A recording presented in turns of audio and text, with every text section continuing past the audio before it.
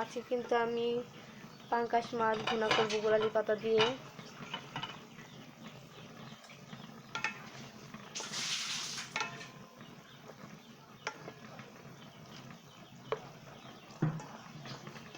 আমি ছোট ছোট পিস করে কেটে নিয়েছি। এখন আমি গোলালি পাতাগুলো দিয়ে দিব, কিন্তু ভালো করে দেখা যাচ্ছে না।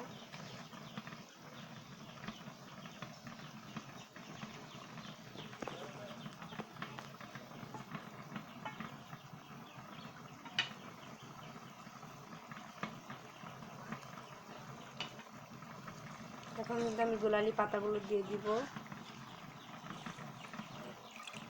এগুলো দিয়ে রান্না করলে কিন্তু অনেক মজা লাগে, আপনারা খেয়ে দেখবেন।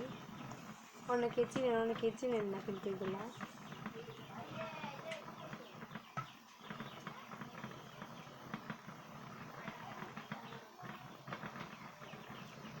এখন আমি আবার এগুলো নেড়ে চেড়ে মিশিয়ে নিতে চাইছি।